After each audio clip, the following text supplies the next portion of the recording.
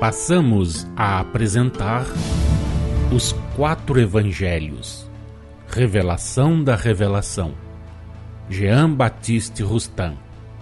Narração, Paulo de Moraes.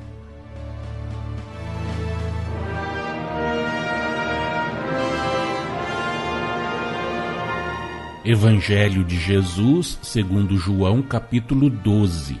Palavras de Jesus na ocasião em que alguns gregos o queriam ver. Versículos 23 e 24.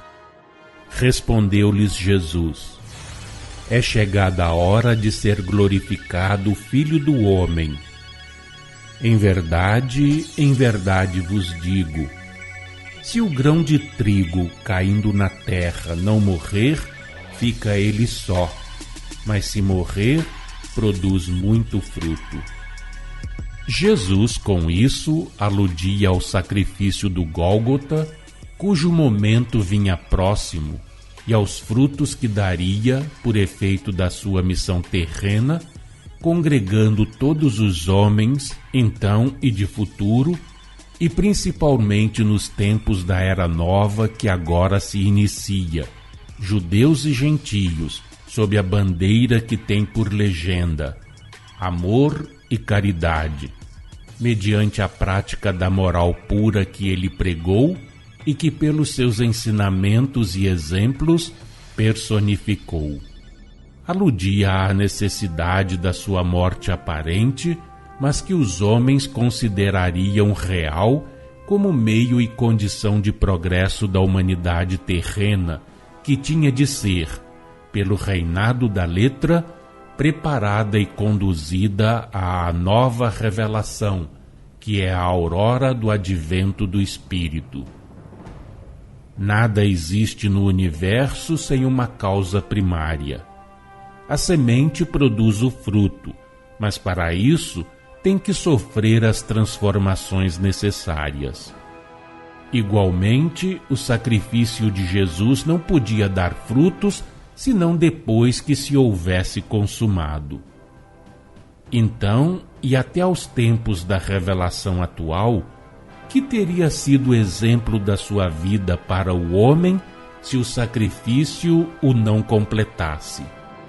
Que força teriam tido suas palavras, suas exortações à renúncia, ao amor, ao devotamento, se ele não houvesse dado o exemplo dessas virtudes que viera impor aos homens? Se não houvera sofrido, todos teriam dito: que lhe custava fazer o bem, ser puro e virtuoso? Não era por natureza um privilegiado?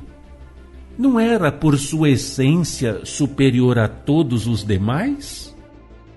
A revelação da sua origem não poderá servir de pretexto para que se lhe neguem o sacrifício e os méritos, embora alguns ousem dizer: ele não pode ter sofrido como os homens, pois que não era da mesma natureza destes. Sua passagem pela terra, suas privações, suas dores, sua morte não são mais do que uma fantasmagoria insultuosa para a humanidade que ele convida a lhe seguir as pegadas, quando sabe que a matéria humana está condenada à sensibilidade exterior, o que não se dava com a sua, e que o homem está adstrito a uma vida que doloroso lhe é deixar, tanto mais quanto, além do sofrimento, há ainda a incerteza da sorte futura, incerteza que para ele não existia, sofrimento que lhe não era possível experimentar.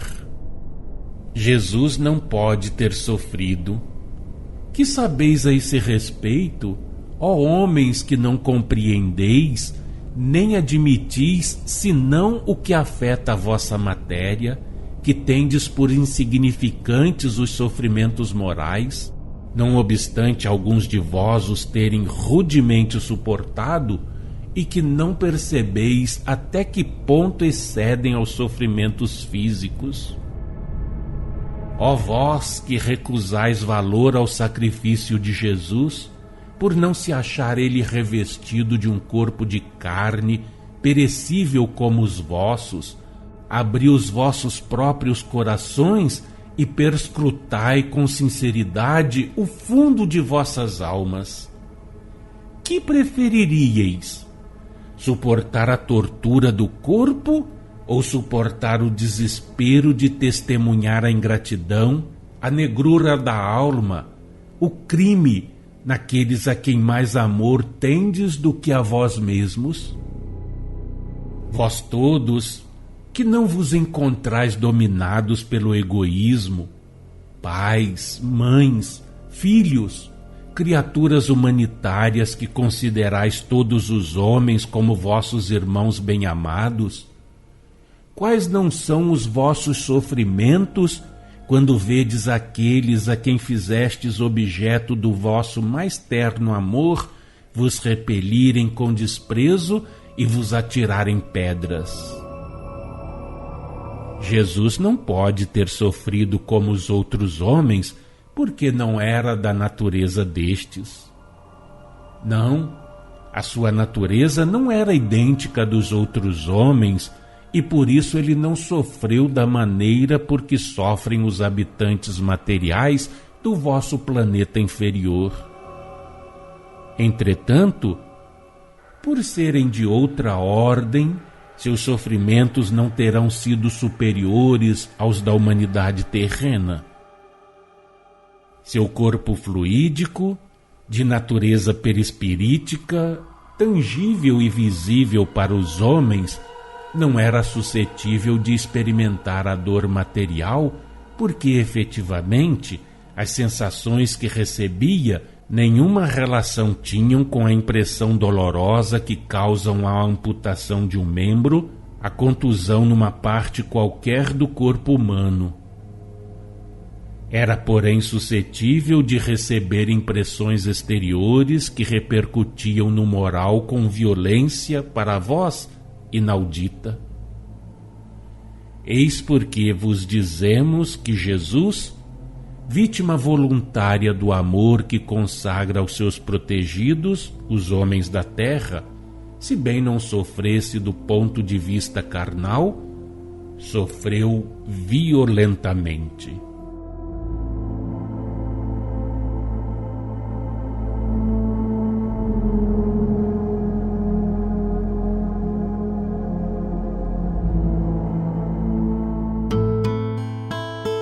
Acompanhe no próximo programa mais um trecho de Os Quatro Evangelhos, Revelação da Revelação, Jean Baptiste Rustin.